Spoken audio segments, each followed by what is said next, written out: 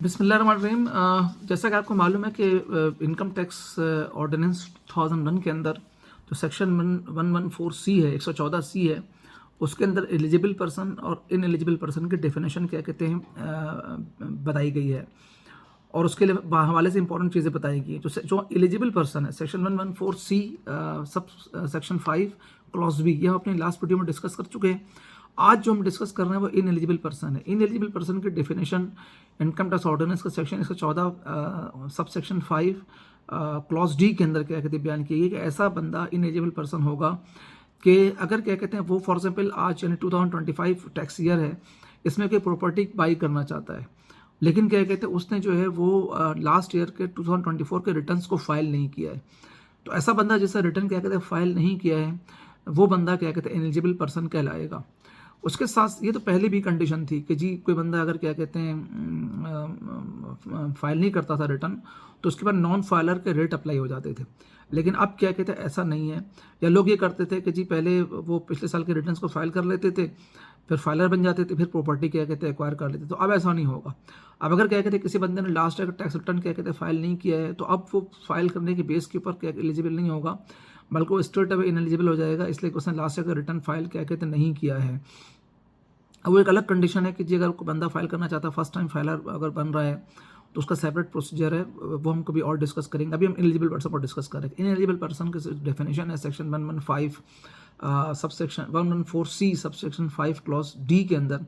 उसमें जो बंदा एलिजिबल नहीं होगा इनएलिजिबल होगा। अब इनएलिजिबल की दो कंडीशन है। एक तो ये कि बंदा जिसने जो इस साल टैक्स ईयर 2025 के अंदर कोई प्रॉपर्टी परचेज करना चाहता है, लेकिन लास्ट ईयर क्या कहते हैं उसने जो है वो टैक्स रिटर्न फाइल नहीं किया, तो स्ट्रेट अवे क्या कहते हैं वो इनएलिजिबल पर्सन हो जाएगा। दूसरा ऐसा बंदा भी जिसने अपना रिटर्न फाइल किया है, लेकिन क्या कहते हैं उसके रिटर्न के अंदर सफिशिएंट रिसोर्सेज नहीं है, वो भी इनएलिजिबल पर्सन क्या कहते हैं कहलाएगा ट्रांजेक्शन करने के लिए। मिसाल के तौर पर एक बंदा है मिस्टर अहमद है,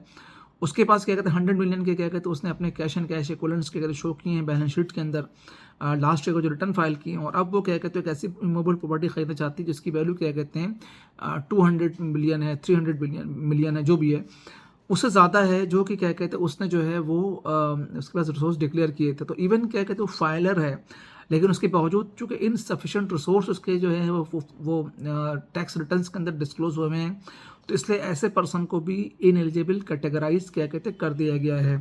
तो ये बात बहुत इंपॉर्टेंट है कि जी इनएलिजिबल जो पर्सन है वो पर्सन ऐसा पर्सन है कि जो एक तो क्या कहते हैं उसने last year tax return file ना किया हो, वो भी इनएलिजिबल है। दूसरा ऐसा बंदा जिसने 2024 में टैक्स रिटर्न फाइल कर दिया है और आज प्रॉपर्टी करना चाहता है, लेकिन उसने अपने सफिशिएंट रिसोर्सेज अगर अपने अपने वेल्थ स्टेटमेंट में, ये in case of company AOP अगर क्या कहते हैं बैलेंस शीट में सफिशिएंट रिसोर्सेज डिक्लेयर नहीं किए, तो वो बंदा भी क्या कहते हैं प्रॉपर्टी प्रॉपर्टी बाय नहीं कर सकता। अच्छा, अब क्या कहते हैं कुछ रिस्ट्रिक्शंस भी लगाई गई हैं जो उसके इन एलिजिबल पर्सन के ऊपर। एक तो ये कि वो एप्लीकेशन फॉर बुकिंग परचेज और registration of motor vehicle shall not be accepted और प्रोसेस्ड बाय मैन्युफैक्चरर और मोटर व्हीकल और व्हीकल रजिस्टरिंग अथॉरिटी और एक्साइज एंड टैक्सेशन डिपार्टमेंट। यानी अगर जो बंदा इनएलिजिबल पर्सन क्या कहते होगा, वो तो क्या ना तो क्या कहते किसी व्हीकल को परचेज करने के लिए, मोटर व्हीकल को परचेज करने के लिए कोई बुकिंग करा सकता है, और अगर क्या कहते हैं अगर वो ना क्या कहते हैं अगर वो जाएगा रजिस्ट्रेशन अथॉरिटी के पास रजिस्ट्रेशन कराने के लिए, तो अगर इनएलिजिबल होगा तो जो रजिस्ट्रेशन अथॉरिटी यानी प्रोविंस की जो एक्साइज एंड टैक्सेशन अथॉरिटी जो मोटर व्हीकल को रजिस्टर्ड करती है,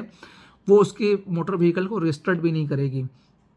उसके अलावा क्या कहते हैं जी जो भी क्या कहते हैं अगर इमूवेबल प्रॉपर्टी क्या कहते हैं ख़रीदना चाहता है या और प्लॉट वगैरह खरीदना चाहता है और बोर्ड ऑफ रेवेन्यू के अंदर क्या कहते हैं अगर जाता है उसको ट्रांसफ़र करने के लिए, तो जो रिलेवेंट क्या कहते हैं जो बोर्ड ऑफ रेवेन्यूज़ हैं वो भी क्या कहते हैं उसकी एप्लीकेशन को प्रोसेस क्या कहते हैं नहीं करेगी अनलेस के जब तक ठीक है ना। और उसके लिए क्या कहते हैं अब एक एसआरओ अब इसे एप्लीकेबल कब से होगा, एप्लीकेबल उस वक्त से होगा जब एफबीआर ने एसआरओ इसके ऊपर लाना, उसमें जो एफबीआर है वो थ्रेशोल्ड डिफाइन करेगा कि जी क्या एसेट्स का डिक्लेरेशन होगा और किस अमाउंट की प्रॉपर्टी की अगर परचेज करने वाला बंदा क्या कहते हैं इनएलिजिबल क्या कहते होगा। इसके अलावा क्या कहते हैं ऐसा बंदा जो है जो कि इनएलिजिबल होगा, वो क्या कहते हैं जो है वो उसको अपने सिक्योरिटीज़ को सेल करने के हवाले से म्यूचुअल फंड्स वगैरह के ओपन अकाउंट्स ओपन करने के लिए, इन सब में भी क्या कहते हैं प्रॉब्लम होगी, और वो उन सिक्योरिटीज़ को भी क्या कहते हैं सेल नहीं कर सकता, वो अपने क्या कहते हैं अकाउंट को क्या कहते हैं बैंक अकाउंट के अंदर मेंटेन नहीं कर सकता। तो ये सारी क्या कहते हैं प्रॉब्लम क्या कहते हैं उसके ऊपर क्या कहते हैं आएंगी। कोई वो अगर ऑलरेडी उसने कोई current account, saving account, investor account क्या कहते हैं अगर क्या कहते हैं हुआ है, तो बोर्ड इसके बारे में नोटिफाई करेगा कि जी क्या कहते हैं किस थ्रेशोल्ड के ऊपर क्या कहते हैं ये ट्रांजेक्शन कर सकेगा या नहीं कर सकेगा, जो भी नोटिफिकेशन होना बाकी है। तो अनऑथोराइज पर्सन की या इनएलिजिबल पर्सन की, बल्कि इनएलिजिबल सही वर्ड है, इनएलिजिबल पर्सन की डेफिनेशन भी सेक्शन 114C(5)D के अंदर इनकम टैक्स ऑर्डिनेंस में डिफाइन कर दी गई है। आप चाहते हैं कि अगर हम आपसे अपने लर्निंग